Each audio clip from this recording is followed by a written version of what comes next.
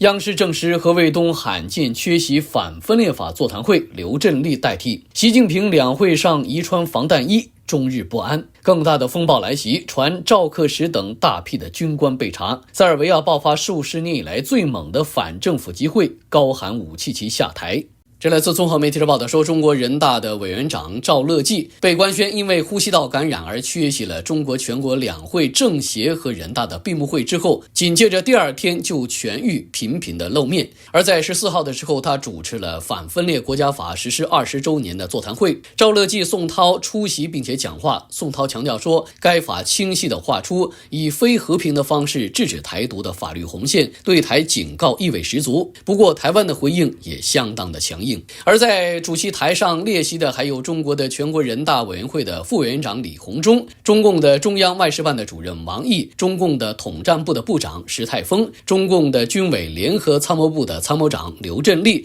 中国公安部的部长王小洪等多名的中共的高官。出席的人员涵盖了军事、外交等多个领域。但是根据中共的官媒央视的新闻联播的画面显示，中共的军委副主席、攻台总指挥何卫东罕见的缺席，下落不明。而在会场当中是改由中共军委委员、军委联合参谋部的参谋长刘振立来替代出席。刘振立1个月罕见的替代了防长董军出访马来西亚和印度尼西亚，已经释放了重要的政治信号。何卫东长期以来处在台海前线，2019年的时候任东部战区司令员时，便负责规划作战计划和训练作业。而在中共20大升任中共的军委副主席之前，何卫东便出任中共军委联合作战指挥中心的副总指挥，在总指挥习近平之下，掌握军委联指中心的实权。就在2022年前美国众议院的议长佩洛西访台之后，中共在当年的8月初发动了围台军演，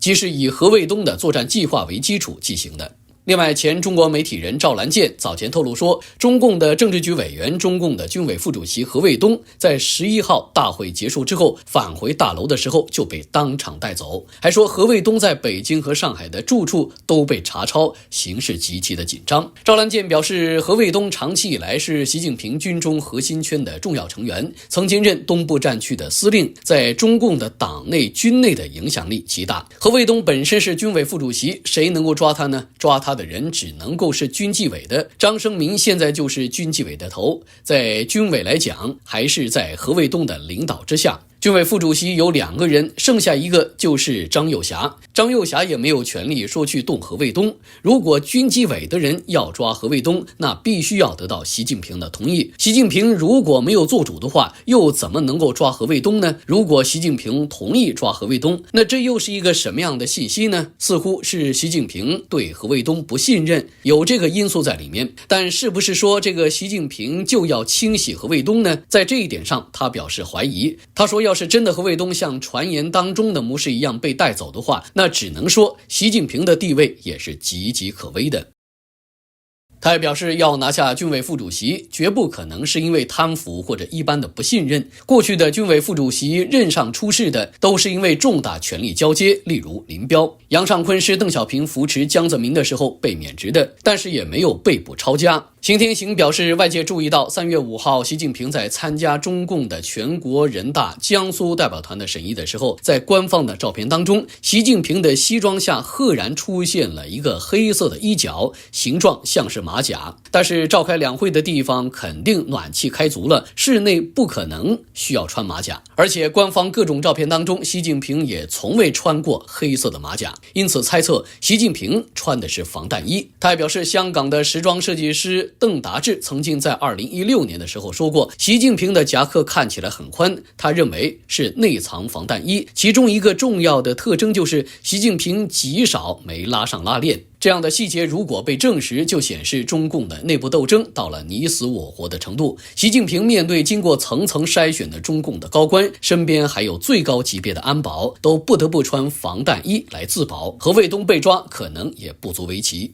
而前中国媒体人赵兰健在3月15号的时候，更是进一步的爆料说，之前他说中共的军委副主席何卫东被抓的消息已经获得了第2个渠道证实，但是更大的风暴正在来袭。解放军总后勤部的前部长赵克时已经被正式带走，意味着军方资源调配体系遭到了重大的震荡。另外他还说，根据他所了解到的最新的情报显示，中共军中大规模的清洗正在展开，何卫东的秘书遭到调查，可能涉及机密信息泄露。另外，中共解放军西部战区的副司令加多名福建籍的军长被控制，派系斗争激烈升级。还有解放军东部战区的海军司令、军委科技委的副主任、军办主任等人纷纷落马，军队高层洗牌加速。不过，上述的消息均未获得更多渠道的证实。这来自美国之音的信息表示，本周闭幕的中国的全国两会没有能够通过备受瞩目的民营经济促进法，引发了外界广泛的猜测。分析师就指出，在习近平近来释放支持民营经济信号的背景之下，相关法案仍然没有能够获得通过，显示中共内部在经济政策方向上存在严重的分歧。3月11号闭幕的中国的全国两会审议并且通过了多项政策报告和法律草案，但是没有包括外界期待已久的民营经济促进法，令人意外。台湾淡江大学中国大陆研究所的助理教授曾伟峰向美国之音就表示，该法案没有能够获得通过，出乎意料。他说，中共立法通常会先酝酿然后起草，像民营经济促进法这样跟民生有关联的法案，当局会去搜集意见并且调研，提出相关的意见。草案公开之后，当局会向社会来征求意见，最后拿到人大去讨论。通常拿到人大讨论的草案已经成型，有了一定的共识。被视为支持民营经济风向标的民营经济促进法草案，号称是中国首部专门关于民营经济发展的基础性的法律。外界认为，有关立法工作与目前中国经济下行、中国国内的消费疲软、通货紧缩、房地产行业长期低迷以及美中贸易战紧张局势加剧有关联。2024年2月份的时候，中共的官方启动了民营经济促进法起草工作，同年10月份公布草案征求意见稿，强调加强权益保护，规范长期受诟病的异地执法以及限制人身自由，还有查封、扣押、冻结财产等一些措施，禁止利用行政刑事手段违法干预经济纠纷。但是同样强调民营企业应当拥护中共的领导，又称要发挥民营经济组织中党组织政治引领作用等等。中共的两会期间，中国的国务院总理李强的政府工作报告提及，将出台规范地方招商引资的措施，并且提醒中国的全国人大常委会审议民营经济促进法草案，以改善民营经济的发展环境。中国的全国人大的常委会在工作报告当中就指出，2025年将围绕健全社会主义市场经济法律制度制定民营经济促进法。学术交流平台中国企业资本联盟的首席经济学家黄大卫在接受美国之音的采访时就表示，涉及重要经济政策的法案没有能够在中国的全国两会通过，十分的罕见，反映出了各方对于是否应该促进以及如何促进民营经济出现了重大的分歧。黄大卫表示，在党和国家立法如此控制的情况之下，民营经济促进法草案没有通过，的确是非常耐人寻味的。在过去，一个法案要获得通过，中共的党中央和两会代表都会经过充分的沟通，他们也会通过各种方式来游说施压。这一次估计各界委员、人大代表的分歧非常罕见的大。另外一个可能就是出现了意识形态的强烈冲突。现在的立法思想存在根本的矛盾，一方面试图通过法律的手段去提振民营企业的信心，但是同时又非常的坚持党的领导，就是两手都要抓，两者之间存在非常大的意识形态冲突。民营企业需要的是在法治社会里面的自由市场经济，党却代表着计划经济。黄大卫估计，民企根据过往的经验已经充分了解，贸然立法可能危及自身的利益。黄大卫表示，北京很担心民营企业家变成资产阶级去挑战中共的权威，一直未能在政治安全和经济发展中间找到好的平衡，都会由地方党委甚至是中央派一个专门的党委去关注他们的工作。但是这些党员干部本身并不是做企业的，导致很多的企业苦不堪言。现在还要加强党对这些市场经济化的企业进行管理，对于这些企业来说，他们将需要花钱养一大帮根本干不了活，甚至瞎指挥乱指挥的党员干部，从而构成很大的阻力。认为要是通过加强党来管企业的方式，未来经济可能崩溃，这算是尽力最后一搏。另外，南华早报则引述了北京中国企业研究院学者的话说，法案没有在本届两会通过，可能与其复杂性有关联。考量到该法的目的是增强法律保障，不应该把该法尚未通过视为是拖延。该专家还推测说，法案经吸纳反馈意见并且细化实施细节之后，可能会在中国的全国人大的常委会4月份或者6月份的会议当中获得通过。另外，香港大公报则引述了北京清华大学经济研究院的学者的话，表示法律草案通常会经过中国人大常委会3次审议之后才会表决，他预计今年能够顺利的完成3审，届时如果没有其他的问题，应该就能够交付表决通过，然后颁布实施。不过，经济学者黄大卫对于法案能否在今年之内通过态度谨慎。他说，过去民营企业的支持经常是政治表态或者是文件精神，却没有法律层面上的严格规定。有法可依对于中国民营企业做大做强应该是非常好的事情，但是目前不清楚双方能否在政治博弈里面减少政治控制。报道表示，习近平执政以来，经济路线被指向左转、反垄断、国进民退等一些政策影响了投资人对市场的看法，加上疫情之后中国经济持续不振，消费疲软，导致民间投资增幅在不断的下降。根据官方的数据显示，民间在中国全国固定资产投资当中的占比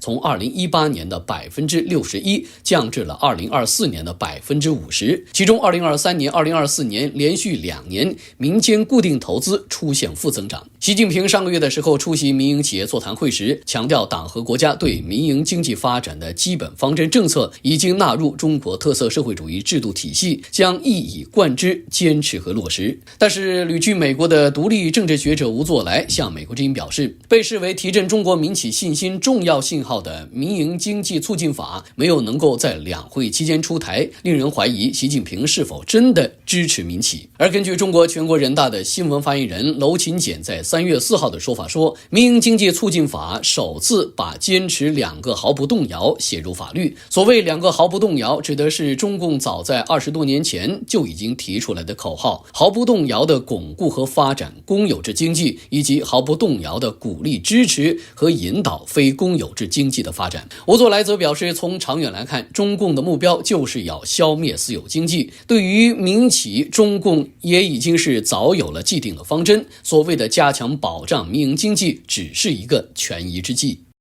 3月15号的时候，塞尔维亚的首都爆发了10年以来最大规模的反政府集会，学生、退伍军人、农民还有骑行者联合抗议总统亚历山大·武契奇。愤怒升级的起因是当地的火车站的屋顶坍塌，造成了15人死亡，激起了数月以来针对腐败和政府失职的抗议浪潮。冲突爆发之后，一辆汽车冲入了抗议的人群，造成了3人受伤。警方在零星的暴力事件之后逮捕了13人。武契奇政府指责西方情报机构试图破坏塞尔维亚稳定，而不断壮大的抗议运动则表示，他们只是想要一个正常的国家。而到了3月15号的晚上，塞尔维亚贝尔格莱德的街头，大批的民众要求总统武契奇辞职。近日，台湾陆配亚本名叫做刘振亚，帮中共鼓吹武统，日前被台湾当局限期返回中国大陆。其他的爱国陆配也纷纷的删帖删视频，还有人自曝也被处罚。根据台湾媒体的报道说，除了亚之外，还有2名因为同样的原因被举报的陆配恩琪小薇也被中华民国移民署约谈。齐恩齐在其自媒体当中对着中国大陆的观众哭诉，他也被约谈和处罚了，但是他不能讲。他还说自己和另外一个正能量直播与亚亚走的流程一样，只是处罚不同。在3月15号的时候，原本可以延期6个月再出境的陆配亚亚在台湾，在3月15号的时候被台湾移民署告知要在10天之内出境。对此他拍了一则视频回应，并且在视频当中大赞台湾的健保卡制度，还称赞台湾的风土人情让自己感到亲切和安心。父母也认为台湾人很友善。他表示将针对台湾对他的谣言指控做出澄清，他要清白地离开台湾。大家好，我是刘正雅，一个来自大陆的配偶，也是近期被推上风口浪尖，遭到台湾各大媒体、名嘴、网红口诛笔伐的普通人。今天我想和大家分享一段我的故事，也算是我在台湾生活的一些感悟和离台前的感言吧。我和先生的相识源于我们对许多理念的契合，他对生活的态度、对家庭的重视都让我感到非常的安心，加上我对台湾的印象一直都很好，所以在相恋以后，我们决定回湖南与父母见面，并且决定与先生结婚。婚后我依亲来到台湾，开始了我在台湾的新生活。我在这里学习适应这里的生活状态，台湾成为了我的第二个家。这里的风土人情、文化氛围都让我感到非常的温暖还有亲切。虽然一开始会有一些不习惯但随着时间的推移，我逐渐融入了这里的生活。来台后不久，我们迎来了儿子们的出生，接着是女儿。在这里我必须要告诉大家，我第一次使用台湾的健保卡就是从生小孩开始。我深刻地感受到了健保制度的贴心还有便利台湾的健保制度在国际上是备受赞誉的，而我亲身体验以后也更加的认同这一点。我的身体状况一直很好，除了生孩子和偶尔的运动受伤牙医治疗之外，几乎没有怎么使用过健保卡。但它的存在让我感到很安心，也成为了我在台湾生活的重要证明文件之一。关于我的父母，他们曾2次来到台湾探亲，每一次都是在我生产后月子期间来照顾我。他们和我还有我的先生一起感受了台湾的生活，虽然他们在台湾的时间前后加起来只有几个月，但他们也对这里的风土人情留下了很深刻的印象。他们觉得台湾人很友善很礼貌，回到大陆以后也时常向亲友们宣扬台湾的美好。那这几天呢，我一直保持沉默，是因为3月4号移民署约谈我的时候，我签署了一份切结书，承诺不再讨论相关的内容。我不知道我说的任何一句话会不会遭到无端的打压，或者是立刻被驱离出境，毕竟话语权不在我。然而我发现他们每天都在制造谣言，把我和我的家人推向那种万劫不复的深渊。原本移民署告诉我，因为我有孩子处于人道主义，让我收到废止居留证公文后去找他们，可以做一个申请团聚的动作，就不必立刻离境，可以在台湾停留6个月陪孩子。昨天晚上我才看到8种影片催促移民署赶快把我驱离出境，否则就要告移民署渎职。然而就在今天是星期6，移民署亲自派专员上门送公文因为我在外面没有亲自签收到这份公文，移民署专员打电话告诉我们说，那个移民署现在有一个新的决定，就是我之前的那一个废止居留权的公文已经被今天的这个处分公文盖过了，要求我在10日之内离境，否则他们要强制驱离我出境。现在突然间打乱了我对孩子的一些安排，我也面临了骨肉分离的倒数计时。所以我现在不得不站出来为我自己澄清，即使离开，我也希望是清白的离开。接下来我会针对台湾对我的谣言指控一一做出澄清，也希望我的澄清能够为我和我的家人带来一丝公正。